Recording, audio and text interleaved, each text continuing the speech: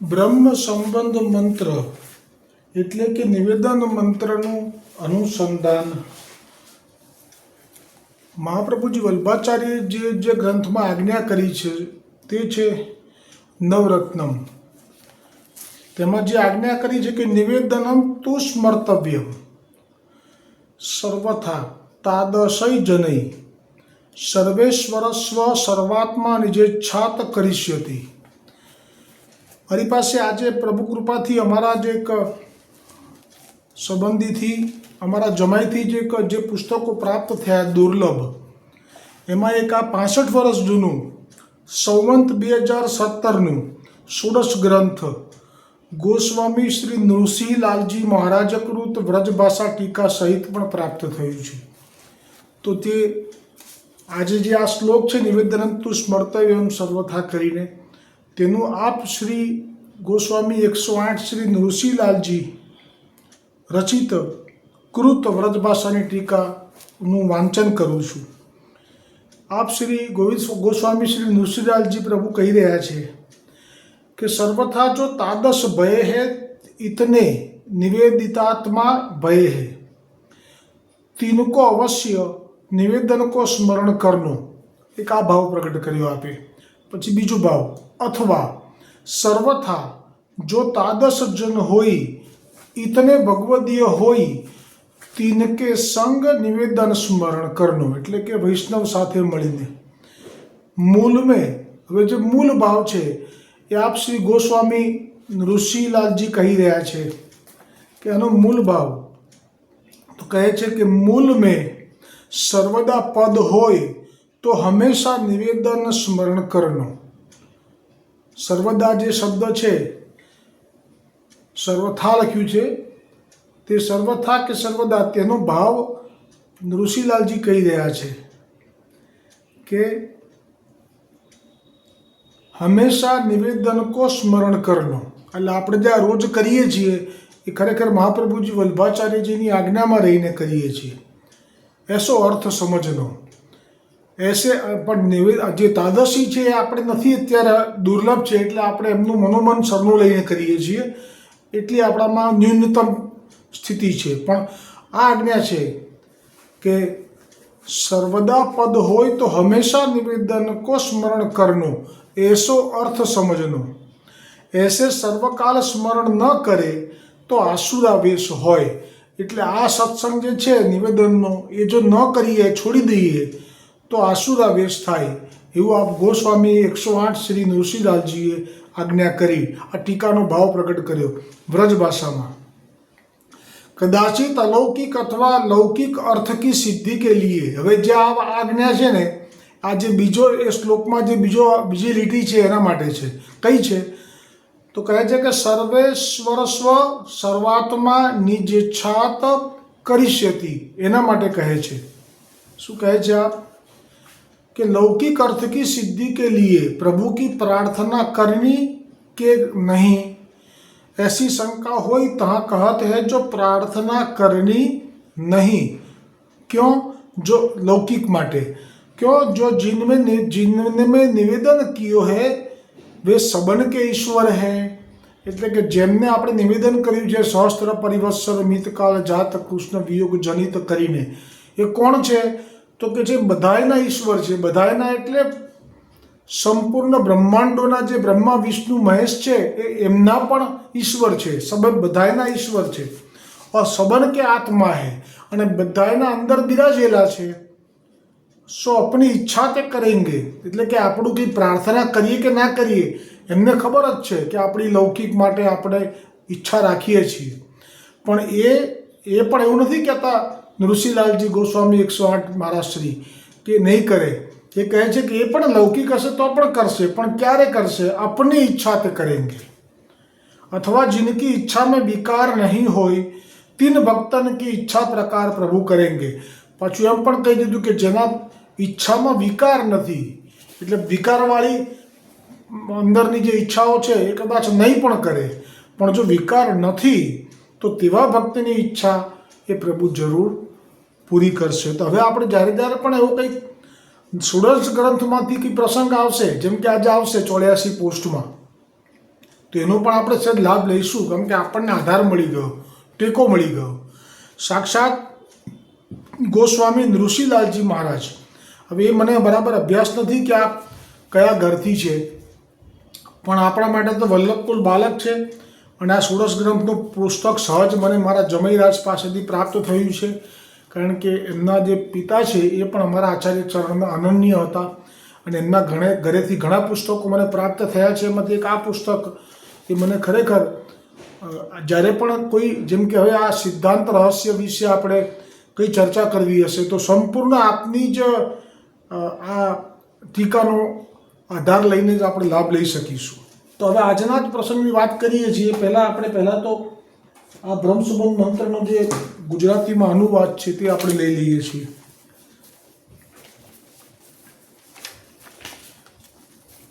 ભગવાન શ્રી કૃષ્ણથી વિખૂટા પડે હજારો વર્ષોનો સમય વ્યતીત થવાથી ભગવાનની પ્રાપ્તિને માટે હૃદયમાં જે તાપ ક્લેશનો આનંદ થવો જોઈએ તે જેને તિરોધાન થયો છે, તેવો હું જીવ ભગવાન શ્રી કૃષ્ણને દેહ, ઇન્દ્રિય, પ્રાણ, અંતઃકરણ, તેના ધર્મો, સ્ત્રી, ઘર, પુત્ર, કુટુંબ, ધન, આલોક અને પરલોક આત્મા સહિત સમર્પણ કરું છું. હું દાસ છું. હે કૃષ્ણ, હું તમારો છું. આ બ્રહ્મસંબંધ કોને થાય છે? તો હમણાં જ ઋષિલાલજી ગોસ્વામી 108 મહારાજશ્રીએ આજ્ઞા કરી કે બધાયના જે ઈશ્વર છે એમને થાય છે. આવું બ્રહ્મસંબંધનું સમર્પણ થયા પછીનું જે જીવન છે એ તો સોંપાઈ ગયેલું કહેવાય, તન મન ધન શ્રીજીના ચરણોમાં. એટલે જ્યારે સોંપાઈ જાય અને પછી પણ જો દાસ ભાવ નથી આવતો તો સત્સંગની જરૂર છે. સત્સંગથી દાસ ભાવ તરત જ દ્રઢ થઈ જાય છે. અને આજે 84 વૈષ્ણવની વાર્તા પ્રસંગમાં આજે જે પ્રસંગ આવ્યો છે એ પુરુષોત્તમ દાસ સાંચોરા ગુજરાતના બ્રાહ્મણ છે. એ કોઈ તળાવ કિનારે સંધ્યાવંદન કરવા આવેલા હોય છે. મહાપ્રભુજી આપ દૈવી જીવો માટે તો ભ્રમણ કરી રહ્યા છો, આપ પણ ગુજરાતમાં એ જ તળાવ ઉપર સંધ્યાવંદન માટે જ આપ પધાર્યા અને આપે તો દ્રષ્ટિ માત્રથી જાણ્યું કે અમારો જીવ છે. એટલે તે પુરુષોત્તમ દાસ સાંચોરાની સામે દ્રષ્ટિ કરી. પુરુષોત્તમ દાસને સ્વાભાવિક થયું કે હું મારું પૂછી લઉં, જે મારું મનનું સમાધાન મારે જે જોઈએ છે તે મને લાગે છે કે અહીંથી મને સમાધાન મળી જશે. અને ત્યારે પુરુષોત્તમ દાસ સાંચોરાએ મહાપ્રભુજી વલ્ભાચાર્યજીને વિનંતી કરી કે એક પ્રશ્ન પૂછું? તો કે પૂછો. તો કહ્યું કે કર્મ માર્ગ સારો, જ્ઞાન માર્ગ સારો કે ભક્તિ માર્ગ સારો? તો મહાપ્રભુજીએ આપનો જે અભિગમ છે છેલ્લે કહ્યો. પહેલાં તો એમ જ કહ્યું કે જેને જે માર્ગ રૂચે એ માર્ગ સારો. આ આપનો એવો સુંદર ભાવ છે કે કોઈના પણ ભાવને ખંડિત નથી કરતા આપ, પણ સાથે સાથે આપનો અભિગમ એટલે આપની જે દ્રઢતા છે એ જ્યારે કહેવાનો સમય આવે છે ત્યારે સામે પહેલાં પાત્ર જુએ છે. એટલે કે જે પોતાનો જીવ છે તો આપ આપનો હૃદયનો ભાવ એટલા માટે જણાવે છે કે ભાઈ તું અમારો છે, તારે પણ આ જ કરવાનું છે, તો જ તને લાભ છે. એટલા માટે આપ એમની સામે ખુલી જાય છે અને આપનો અભિગમ પણ કહી દે છે. જેમાં આજે કહ્યું કે પહેલાં તો એમ જ કહ્યું કે જેને જે માર્ગ રૂચે એ કરી શકે, પરંતુ જ્યારે આપે પોતાનો જીવ જાણ્યો એટલે જેમ કે શાસ્ત્રાર્થ કરવા કોઈ આવે તો મહાપ્રભુજી જે મુદ્દો હોય એ મુદ્દા ઉપર શાસ્ત્રાર્થમાં જીતવા માટેના બધા તર્ક મૂકે. એમાં એવો ભાવ ના હોય કે એને હું મારો હૃદયનો ભાવ જણાવી દઉં, ત્યારે એટલા ભાવ પૂરતું શાસ્ત્રાર્થ થાય. પણ આને તો પોતાનો કરવાનો છે એટલે છેલ્લે કહી દીધું પછી કે પણ હવે આમે અત્યારે કર્મ માર્ગ કે જ્ઞાન માર્ગથી કશું પ્રાપ્ત થઈ શકે એમ છે જ નહીં. ત્યાં સુધી કારણ પણ કીધું એનું. કોઈ પણ વસ્તુનું આજ્ઞા થાય તો સામે કારણ પણ જોઈએ.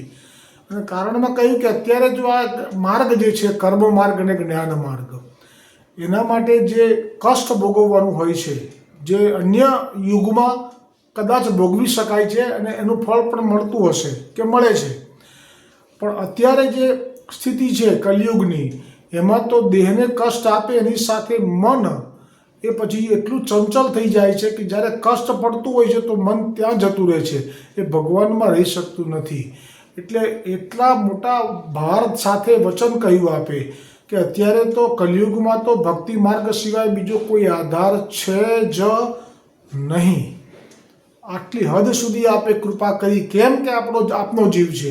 અને પછી હવે પહેલાં જાણી ગયા પુરુષોત્તમ સાચોરા, કુદરતી અવાજ જાય કર્ણોમાં, એટલે સ્વામિનીજી છે, આપ પણ લીલાની છો, એટલે સમજાઈ ગયું કે આમનાથી મારો ઉદ્ધાર છે. એટલે પછી કહ્યું તો પછી મને શરણે લો અને મને પણ ભક્તિ વિશે કંઈક કૃપા વિચારો. પછી જે મહાપ્રભુજીએ કૃપા કરી છે એમને શરણે લીધા, નામ અને ભ્રમસંબંધ કરાવ્યો, એમને હૃદય ઉપર અને મસ્તક ઉપર ચરણ પધરાવ્યા. બોલો વલ્લભાધીશ કી જય. અને ભક્તિ વિશે કૃપા કરવાની કહી તો ભક્તિ વર્ધિની ગ્રંથ એ આમના માટે પ્રગટ કર્યો, પુરુષોત્તમ સાચોરા માટે, ગુજરાતના. એ ભક્તિ વર્ધિનીમાં 11 શ્લોક છે.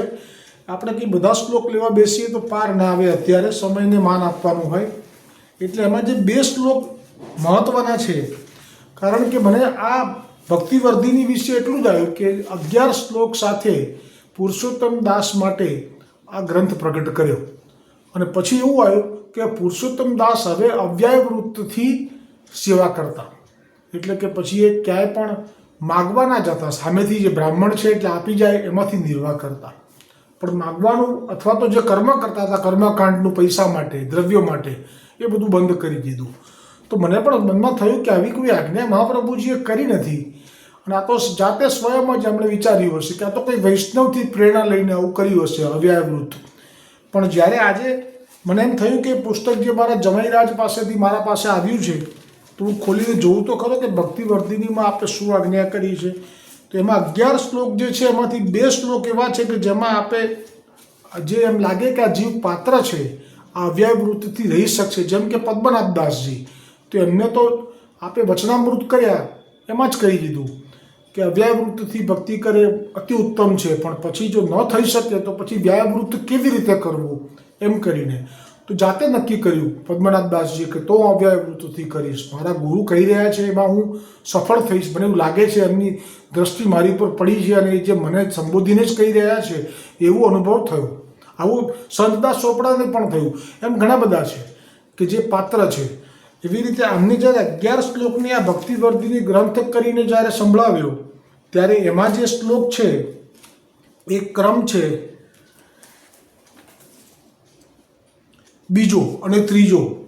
આ 2 શ્લોક છે એ જ આપણે આજે લઈએ છીએ. ઋષિલાલજી જે છે મહારાજ ગોસ્વામી 108 વલ્લભકુલ બાલક, કે જેમણે આ ષોડશ ગ્રંથ રચ્યું છે, આજથી 65 વર્ષ પહેલાંનું આ પુસ્તક છે.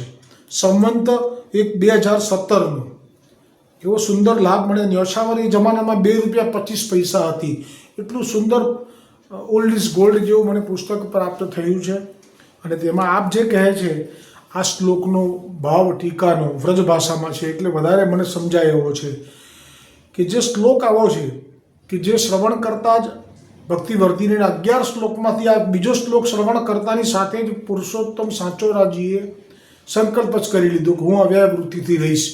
પણ આપણે જે અત્યારે શ્રાવણ કરી રહ્યા છીએ આ સત્સંગ, એનામાંથી એકેની પાત્રતા નથી. એટલે પછી ત્રીજો શ્લોક છે એમાં વ્યાયવૃત્તો રહીને પણ કેવી રીતે ભજી શકાય એ પણ છે. બંને લાભ લઈશું આજે આપણે. એમ કરીને આજનો સત્સંગ આ ઋષિલાલજીના ટીકાથી જ આપણે વિરામ કરીશું. તો આ જે શ્લોક છે ભક્તિવર્ધિની ગ્રંથનો બીજો,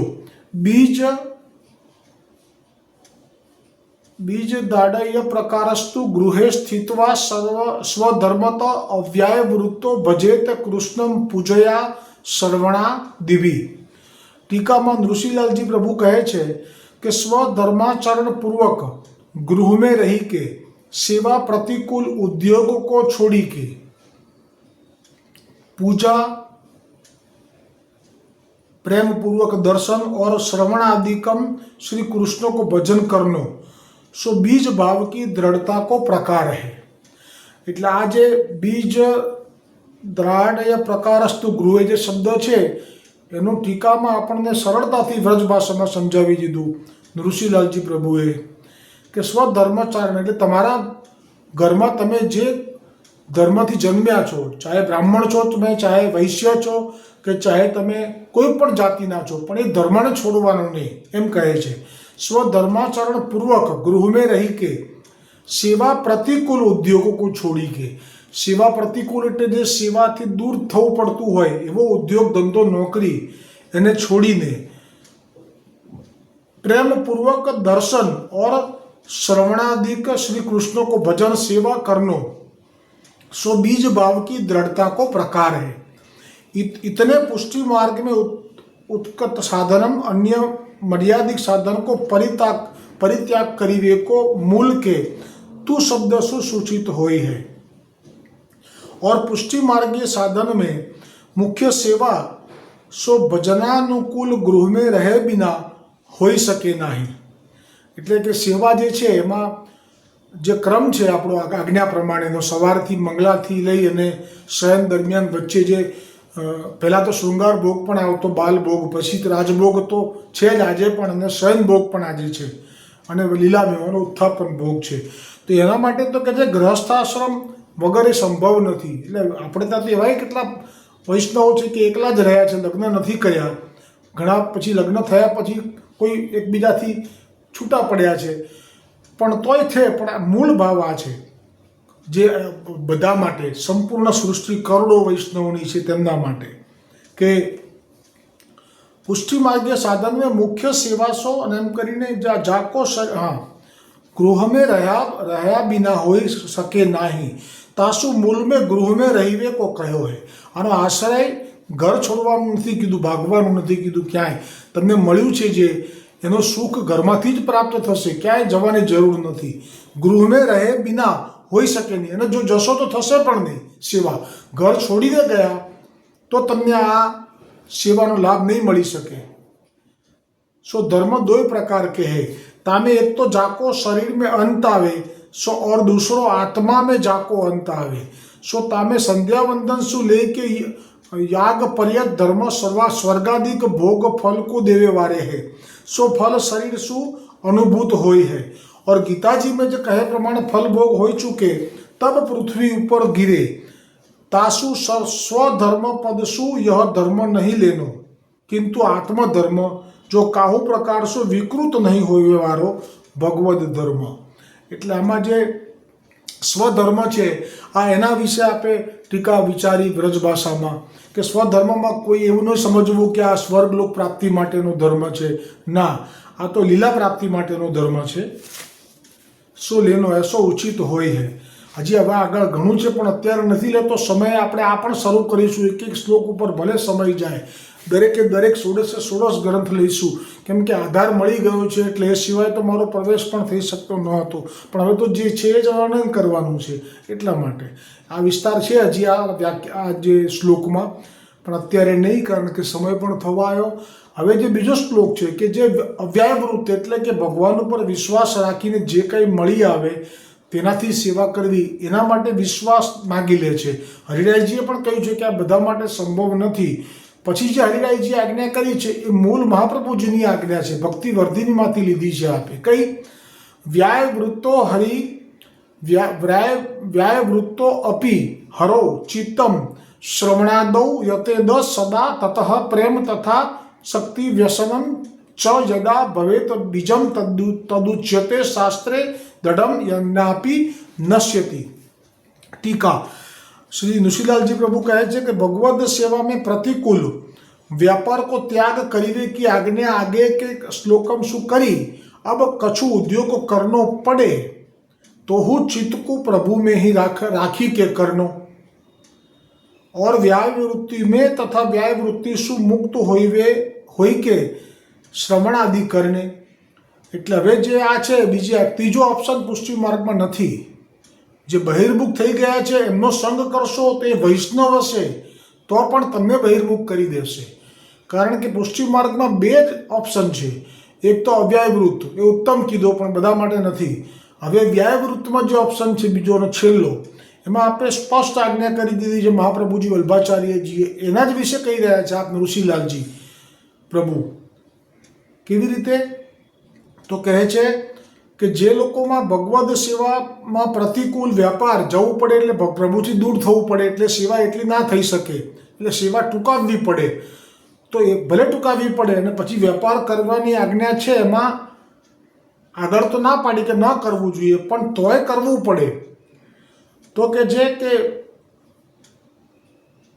ચિત્તમાં, એટલે જ્યારે નોકરી કરવા જઈએ કે ધંધો કરવા જઈએ તો ચિત્તમાં પ્રભુ માટે કરવા જઈ રહ્યા છે. આ બધું પ્રભુ માટે હું કરીશ, જે આવશે બધું પ્રભુનું હશે.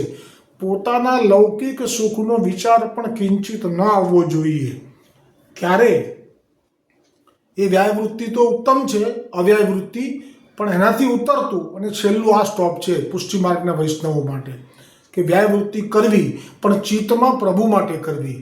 પ્રભુની સેવા માટે હું જઈ રહ્યો છું, જે કંઈ પણ પ્રાપ્ત થશે પ્રભુનું છે, હું તો એમનો દાસ છું, આવા ભાવ સાથે કરવી. અને જ્યારે સેવા વ્યાયવૃત્તિનું કાર્ય પતી જાય અને ઘરે આવે એટલે પંચાયત કરવા જવાનું કે મૂવી જોવા જવાનું કે હોટલમાં લોકોની જોડે જવાનું એ નહીં. પછી કહે છે કે તો પછી ઘરે આવ્યા પછી તરત જ પાછું શું કરવાનું, તો કહે છે કે શ્રવણ, એટલે તરત જ પ્રભુનું સત્સંગ શ્રવણ કરવો અને વાંચન કરવું, સ્મરણ, શ્રવણ, ચિંતન, કીર્તન અનુસરમાં કરવું. ऐसे भक्ति मार्गीय भक्ति की वृद्धि હોય વેકો ઉપાય. એટલે ભક્તિ વર્ધિની મૂળ આપણે ભાવ ભૂલી નહીં જવાનો. ભક્તિ વર્ધિની એટલે ભક્તિ કેવી રીતે વધે આ પ્રશ્ન છે આજના પ્રસંગમાં. 84 વૈષ્ણવની વાર્તામાં જે આવે છે પુરુષોત્તમ સાચોરા, એમનો પ્રશ્ન આ છે. તો મહાપ્રભુજી એવું નથી કીધું કે બધાએ કરવાનું, પણ જેને ભક્તિ વધારવી હોય તો મહાપ્રભુજીની આવી આજ્ઞા છે કે તમારે બધું છોડીને આ જ કરવું જોઈએ સવારથી રાત સુધી. પણ એ બધા માટે નથી, તો પછી કરો નોકરી ધંધો તો પ્રભુ માટે કરો.